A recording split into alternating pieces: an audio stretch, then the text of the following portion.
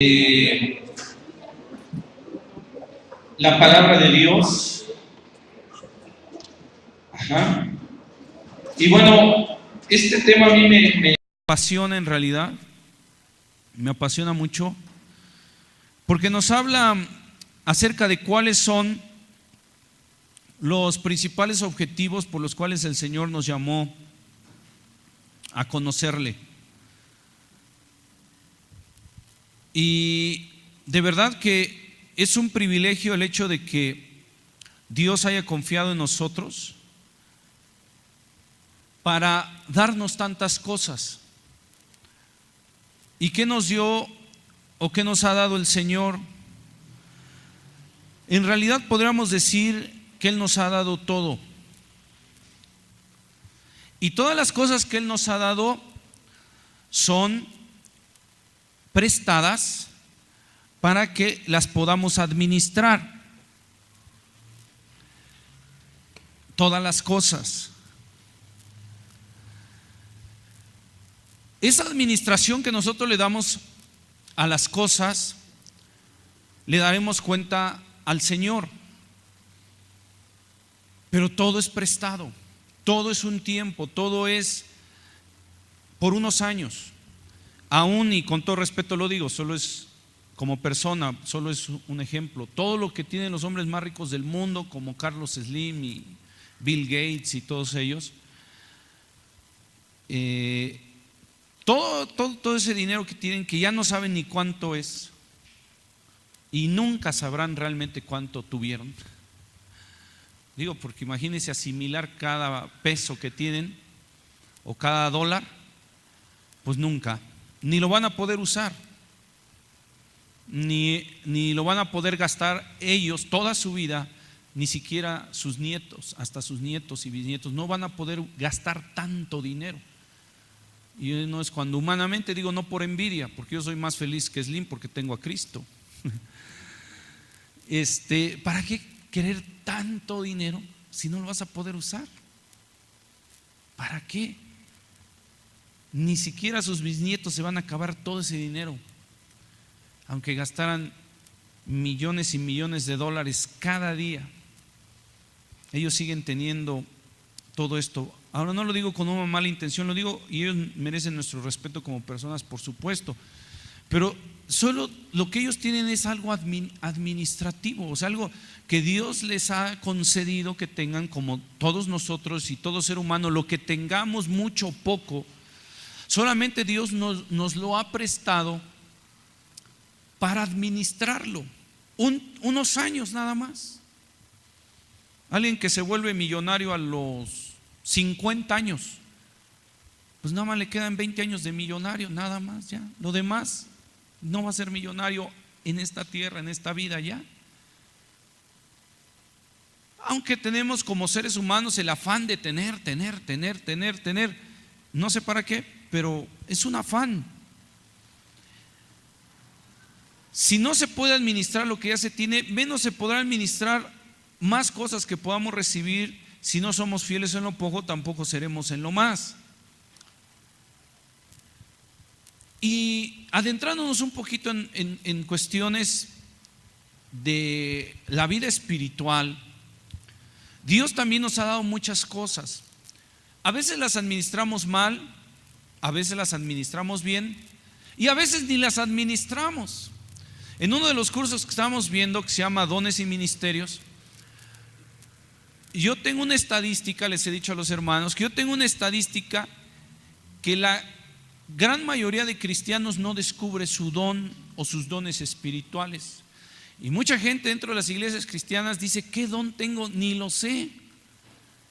Pero ¿sabe por qué no descubrimos los dones espirituales? Porque nos falta perseverancia y fidelidad.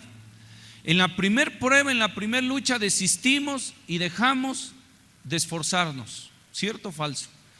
Y a veces solo es suficiente un malentendido, a veces es suficiente una prueba, a veces es suficiente un reto para que el cristiano diga, no, ya no le sigo. Entonces la pregunta es, ¿cómo vas a descubrir tus dones si ya desististe de perseverar? Es como, trasladando al ámbito natural, o secular es como un chavo de secundaria que deja la escuela y dice, bueno, y si hubiera sido profesionista, ¿en qué área hubiera agarrado? Pues no sé, pero como no seguiste la escuela, nunca pudiste descubrir tu área profesional. ¿Cómo es que puedes descubrir tu área profesional? Cuando tú perseveras. Y ya estando en la prepa, es entonces cuando ya más dices, bueno, ¿qué voy a estudiar? Y empiezas a ver por dónde es tu camino y empiezas a afinar los propósitos de tu vida. Y entonces cuando dices, ok, yo voy hacia allá porque esto me gusta, porque esto se me facilita, porque me muevo como pez en el agua. Y entonces descubres un plan secular, profesional, porque perseveraste. Y lo mismo pasa en la iglesia de Cristo. Mucha gente se deja la primaria, deja la secundaria y dice, bueno, ¿y qué don tengo o tuve? Y hasta se despidió del don porque dice, ¿qué don tuve? Y no sabe, porque te quedaste en la primaria, te quedaste en la secundaria. Yo les ponía el ejemplo, mire hermano, Pablo el apóstol, yo sé que Pablo el apóstol era Pablo el apóstol, pero nos da un ejemplo porque no pasamos las pruebas que él pasó. Cuando se convirtió a Cristo, luego lo buscaron para matarlo. A David, su propio suegro, no su suegra, su suegro, buscaba matarlo. Algunos dirían, no, ¿se habrá sido su suegra? No, era su suegro. Buscaba matarlo. David perseveró y descubrió que el llamado que tenía de Dios. Si usted se queda espiritualmente hablando en la primaria, en la secundaria, va a seguir así por los siglos de los siglos. Nadie diga amén. Por los siglos de los siglos. ¿Y qué don tengo? ¿Quién sabe, hermano? ¿Y qué don habré tenido? Pues no sé. Dios sabe. No, pues Dios sabe, pero tú no.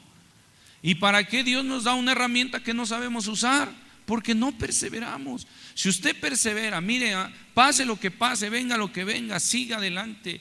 Y tarde o temprano, Filipenses capítulo 3 dice que Dios te lo va a revelar. Y un día que falte alguien de enseñanza, te vamos a decir, oye hermano, ¿por qué no nos ayudas? Claro, con el discipulado, ¿verdad? Porque ya debe ser gente que deba poner en práctica la palabra para que la pueda enseñar. Entonces, a ver hermano, ayúdanos en esta área.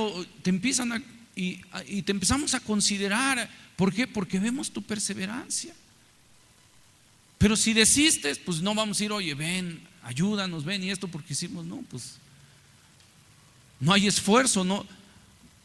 Cualquier prueba, cualquier lucha te hace desistir. Ya no vas a saber, ya no vas a entrar a la prepa, ya no vas a entrar a la universidad espiritualmente hablando. Entonces Dios nos ha llamado a que nosotros perseveremos. Pablo perseveró y descubrió que él podía enseñar, que él podía predicar, que él podía apostolar, no apostatar, apostolar. Y descubrió sus dones porque él inmediatamente que Cristo se manifestó a su vida, lo persiguieron, ya lo querían matar, lo tuvieron que descolgar de una canasta en Damasco y de ahí, como se dice en México, pa'l real. Persecuciones entre falsos hermanos, fíjate nada más.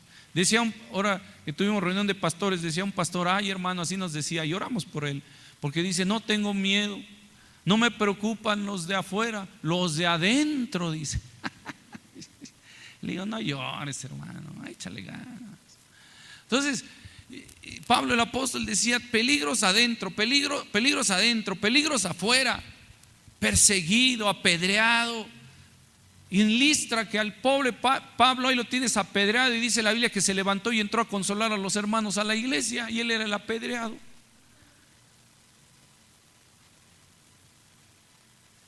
¿Verdad? Y uno dice, ay, ¿cuánto nos falta, hermano? ¿Cuánto nos falta para que nosotros podamos ser esa iglesia que Dios quiere ser? No me refiero solo local, sobre todo como cuerpo de Cristo. ¿Cuánto nos falta, hermano, para nosotros ser como aquellos creyentes en el tiempo, en el inicio del cristianismo, en donde ellos cuando padecían se gozaban? Dice la Biblia, Pedro escribió en sus cartas diciendo la pérdida de tus bienes sufriste con gozo. Fíjese, hoy nos quitan nuestra casa, qué gozo, ¿sí o no? Y la Biblia dice que al principio los cristianos que padecían, no que padecían cristianos, sino padecían como cristianos, porque hay unos que padecen cristianos y otros como que padecen como cristianos. Y entonces dice que les quitaban sus propiedades y dice que lo sufrían con gozo y que se gozaban porque habían sido tenidos dignos por sufrir por causa del Señor. Es un honor sufrir por causa del Señor, hermano. Con todo respeto lo digo, lo que voy a decir, todo lo digo con todo respeto, pero en este aspecto, ahorita que tuvimos esta reunión, y lo comento para que usted sepa que fraternizamos con el cuerpo de Cristo, lo cual es sano, que tenemos comunión, fraternidad. Como el campamento que se va a hacer, van cientos de chicos, van como 4 o 5 pastores que vamos a predicar. Pero a uno de los temas que nos dieron ahí en el retiro, llegó un licenciado y nos iba a decir que, nos dijo que, pues cuáles son nuestros derechos como ministros y que el gobierno nos tiene muy considerados. Uno de ellos es cristiano, gracias a Dios. Bueno, todos los abogados que fueron cristianos, fueron como 7 con maestrías, doctorados, que yo me quedé sorprendido impresionantemente, de verdad. Y algunos de ellos muy jóvenes, como de mi edad. Y entonces uno de ellos trabajó hasta con Zedillo, expresidente de México, y nos decía: no, el gobierno valora y reconoce el trabajo que ustedes están haciendo, nos decía, porque es un trabajo que el gobierno sabe que ellos no lo pueden hacer. Y a lo que voy es que en uno de los puntos que se trataron decía, ustedes deben saber lo que es el confiar en Dios. Y yo me rasqué la cabeza como ahorita me la estoy rascando, ¿no? Y con todo respeto, con doctorado y maestría y quién sabe cuántas cosas, yo pensé y dije: ay, pues con todo mi respeto para mi hermano en Cristo, licenciado fulano de tal, yo dije: ay, él no sabe lo que es confiar en Dios. Dije: porque si nos dice confíen en Dios, pues está bien la motivación. Dije: pero si es de motivación, yo le doy 80 cursos de motivación, porque él está en el escritorio. Pero yo he estado predicando en los altos de Chiapas, donde la cabeza del pastor vale 20,000 pesos. He estado predicando en zonas de persecución. Más de 2 veces he tenido enfrente un arma. ¿Te acuerdas, Nachita, allá en Oaxaca? Una de las hermanas que congregaba allá con nosotros, levante la mano, hermano, para que vean que es real, no es acarreada. Con un arma para dispararme. Y le dije: pégale aquí, papá. Dice: no, perdóname. Pues cállese, ya me voy. Órale, tómese su chocomil, duérmase. Si yo no le dije a los hermanos: váyanse a su casa, yo salgo. Y todos los hermanos: amén, nos sujetamos. Bueno, y sufrir, hermano. Un hombre loco, endemoniado, ya falleció, se cayó de cabeza del 3er piso como Judas. De la vida real, ¿sí o no, hermana? Y me volvió a amenazar, y su hermano me amenazó y me dijo: te voy a matar. Así me dijo: te voy a matar. Y le dije: aquí yo no voy a caer, ¿cómo ves? Y dice: ah, ¿no crees? Te voy a matar. Le digo: ya deja de cantar. Te voy a matar, te voy a matar. Algunos van a decir: hermano, enséñame esa canción. Está como aquella que dice: estás que te vas y no te has ido.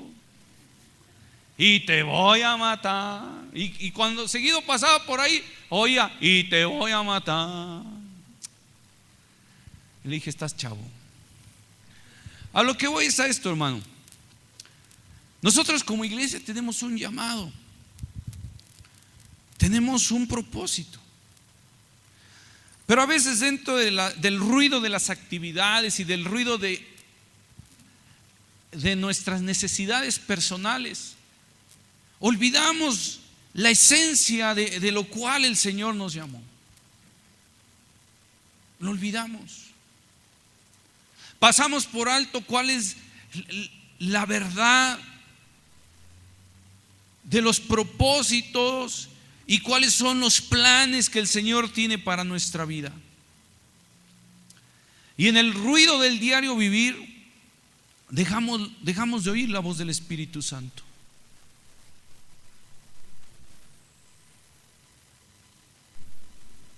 Y empezamos a caer o a hacer cosas meramente rutinarias, meramente repetitivas, robóticas. En algún momento, con todo respeto, por supuesto, no estoy tratando de ser ofensivo, sino reflexivo, que es diferente. Y en el diario vivir nos olvidamos, a veces consciente, a veces la mayoría inconscientemente, ¿qué espera Dios de mí? ¿Qué quiere Dios de mí?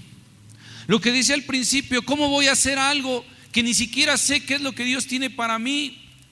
¿Cómo voy a ser un fiel siervo de Dios si ni siquiera sé qué herramientas me ha dado el Señor? ¿Cómo voy a ser un buen siervo? No sé qué ha puesto en mis manos, mucho menos sé usarlo, mucho menos trazar o aceptar un plan de vida del Espíritu Santo en mí, si ni siquiera sé para qué me llamó. Y a veces nos convertimos en creyentes meramente asistentes. Yo le voy a decir una cosa: a un creyente que solamente asiste a la iglesia, fíjese bien lo que le voy a decir, se va a aburrir tarde o temprano. Porque va a decir, bueno, ¿y yo qué hago en la iglesia?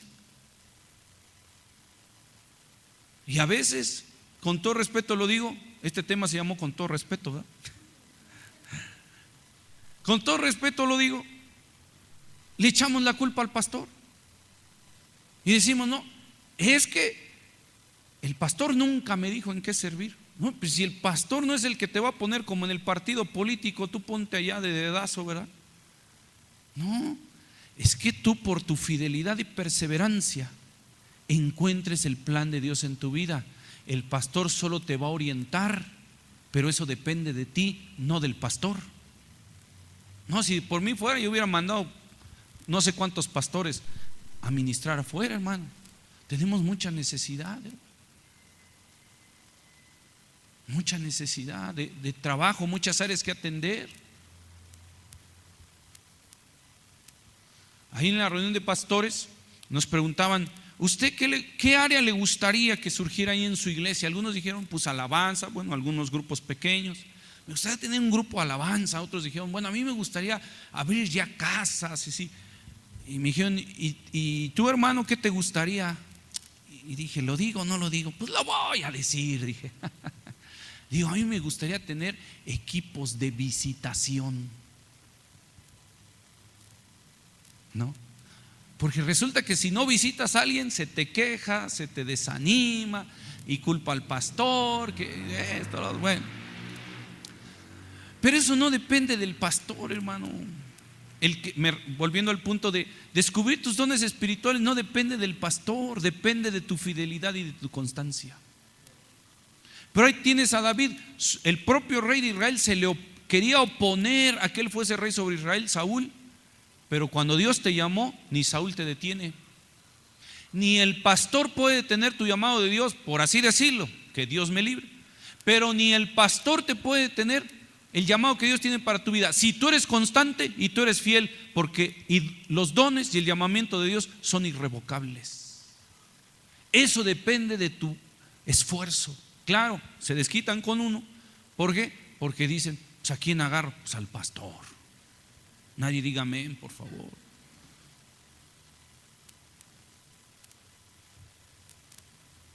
Y dices, bueno, si no, pues yo no soy el que no me esforcé, pero bueno, finalmente sale uno ahí a lucir, a relucir.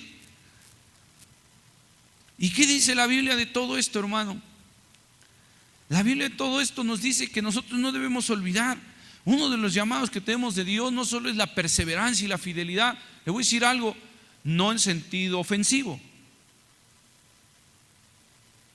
pero yo no le llamé, el que le llamó fue Dios. Ahora que estamos con pastores, otro caso, ¿no? Bueno, a veces es bueno comentar para, como cuerpo de Cristo, edificarnos o aprender de alguien, ¿verdad?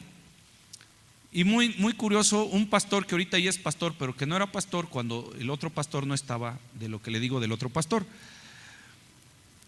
Y él un día tenía duda de a qué le había llamado el Señor a un pastor que ahorita es pastor, pero que no era pastor, lo que le dije hace rato. Y entonces él nos platicó y nos dijo: fíjate que una vez yo, cuando ya estaba en mi discipulado, llegó un momento en que yo dije: bueno, ¿y para qué me habrá llamado el Señor? Y dice que se acercó a 3 pastores de experiencia. Se acercó con el primero y le dijo: oye, ¿cómo sé qué plan tiene Dios sobre mi vida? ¿Cómo lo puedo descubrir? 3 pastores de experiencia. Y el primero le dijo: mira, tú primero debes ir viendo, los 3 muy buenos consejos, pero el tercero el final mejor, a mi parecer. Y uno de ellos le dijo: mira, tú tienes que ir viendo más o menos en qué Dios te ha ido guiando atrás en tu vida. Si tú viste que Dios te empezó a usar en tal área, o sea, la experiencia y las vivencias que tú has tenido son las que te van a ir no como orientando, sino orientando en qué tiene Dios para tu vida. Tú debes ir discerniendo: Dios quiere esto de mi vida porque una vez hice esto y Dios me usó. Entonces ahí le vas buscando, vas viendo, y es una de las formas de las cuales Dios te va diciendo para qué te llamó. Las vivencias que has tenido te van a orientar. Bueno, le dieron otro consejo, no me acuerdo cuál ahorita de momento, cuál fue. Creo que le dijo: ora, lo cual es muy bueno, pero no muy práctico, porque le dijo: tú ora y pregúntale al Señor, y está muy bien.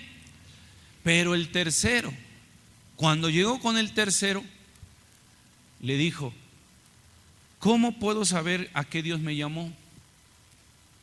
Y el pastor, muy sabio, tal vez un poquito drástico, pero muy concreto, muy directo, cuando le dicen: ¿para qué me llamó Dios?, le contesta el tercer pastor de experiencia. Le dice: bueno, ¿y qué yo te llamé? O sea, como diciéndole: no me lo preguntes a mí, pregúntale a Él. Él te llamó. ¿No se siente privilegiado que Dios lo llamó? Porque si yo lo hubiera llamado, me puedo equivocar, pero no se equivocó el que te llamó. Y Él sabe por qué, y Él sabe para qué. Así que si usted me dijera: hermano, ¿para qué a qué área, cuál es mi área para servir al Señor? Bueno, yo no te llamé, Él te llamó. No por ser groseros, en el aspecto de el otro no fue oración, porque este punto de los pastores que te digo, sí le llevó a decir: ora al Señor, pregúntale a Él, porque Él fue el que te llamó. Él debe de decirte a ti, porque Él te tiene en su plan. Uno está solamente para capacitar, motivar y orientar, nada más. Pero yo no voy a decidir a qué te llamó el Señor. Eso viene de arriba. Ahora, motivar es una tarea que la iglesia hemos olvidado. Motivar a los demás. Qué difícil a veces es hacer esta tarea, hermano. No tanto con palabras, sino con nuestras acciones. Qué difícil a veces es motivar a alguien. Por ejemplo, decíamos hace rato a veces pasa con los jóvenes, pasa con los adolescentes, con los adultos, con todos, con los niños, etcétera. Pero a mí a veces me da tristeza, no que lo pregunten porque no está mal, digo, está muy bien que pregunten los hermanos que moderan: ¿dónde están los jóvenes? ¿Dónde están los adolescentes?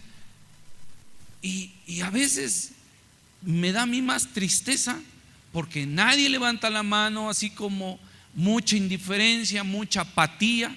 Y yo volteo y digo, pues sí hay jóvenes. Por eso ahorita lo que hice, ¿no? Bueno, yo no sabía que estaban ensayando atrás, o algo, ¿no? Pero yo también dije, bueno, ¿y dónde están todos ellos? A mí me pasaron una lista de 15 y bueno, no volteé atrás porque dije, no, va a dar más tristeza si volteo, ¿verdad? Pero 2, 3 jóvenes que hayan levantado la mano. Y yo digo, bueno, ¿y por qué? ¿Por qué solo 2 jóvenes? ¿Por qué solo cuando decimos, hermano, cuánto? No solo en esa área, en cualquier otra, hermano, va a haber oración. ¿Cuántos dicen amén? Y nada más oyes como 2, hermanos, amén. Pero ¿por qué? Yo le voy a decir por qué, pero nada más porque me lo está preguntando. Si no, yo no le digo nada. Yo nada más le voy a decir esto, nada más porque veo en usted que está ahí, hermano, enséñanos, yo quiero aprender. No importan las pruebas, no importan las luchas, yo quiero ser fiel a Dios. Bueno, y cuando desperté, así. No, pero honestamente hablando, yo sé que hay gente de motivación en este lugar.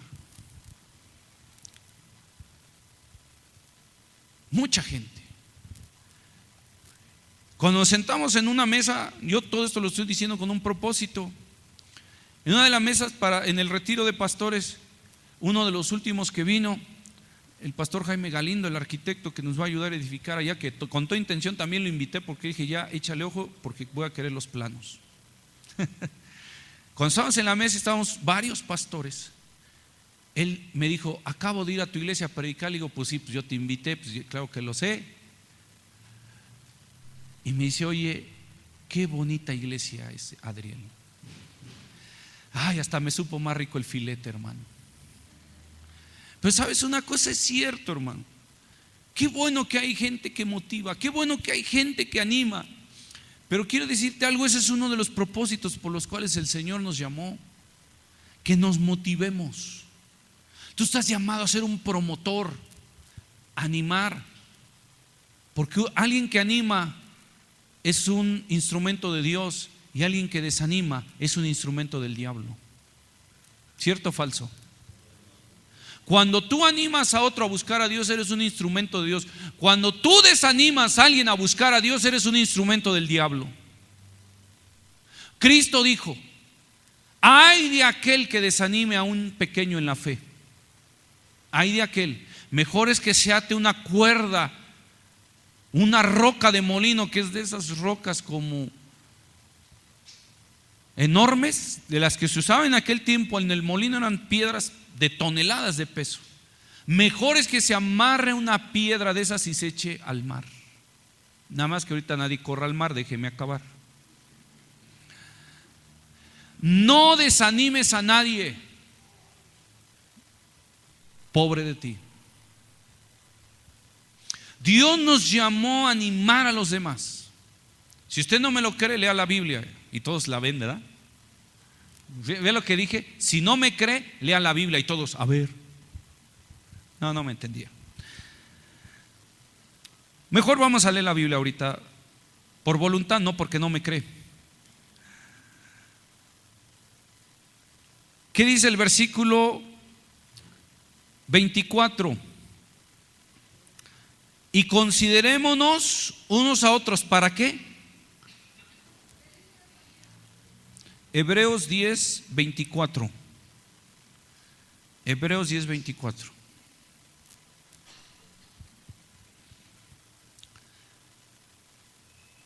Y considerémonos unos a otros. ¿Para qué? Y considerémonos unos a otros. ¿Para qué? Para estimularnos al amor y a las buenas obras. Estimularnos es motivarnos. Dios te ha llamado a ser alguien que motives. Por supuesto, algo que más motiva son las acciones. Algo que nos motiva es, por ejemplo, ver varios jóvenes, varones ya tenemos años motivando a los demás, gloria a Dios. Pero ahora también, aunque hay jóvenes que por años han animado también, pero ver jóvenes animando a otros. Qué hermoso, hermano. Qué hermoso. Ese es un llamado. ¿Quién quiere unirse a un equipo ganador? Todos. Un buen equipo en el área científica, por ejemplo, es la NASA en los Estados Unidos. Si a usted le gusta la ciencia, o a cualquier muchacho de prepa o de universidad que llegara a la NASA y te dijera: te invito al equipo y vas a vivir en Miami Beach, vas a vivir en Orlando, Florida, sueldo, beca, y te llevas a tu familia para allá para trabajar en la NASA. Tú dices: voy. ¿Por qué? Porque es un buen equipo de científicos. ¿Por qué el Ángel casi se llena? Porque no se llenó porque algunos se regresaron a sus iglesias ya que el partido iba a terminar. Digo, a sus casas. Y ahí iban todos al Ángel. Dale vuelta, chofer, dale vuelta. Siempre no. Pero todos estábamos contentos que iba ganando México, porque nos gusta estar en un equipo ganador. Y yo hasta sentía más ungido mi mensaje cuando México iba ganando. Nos gusta que vaya ganando México, nos anima. Atención con lo que voy a decir, porque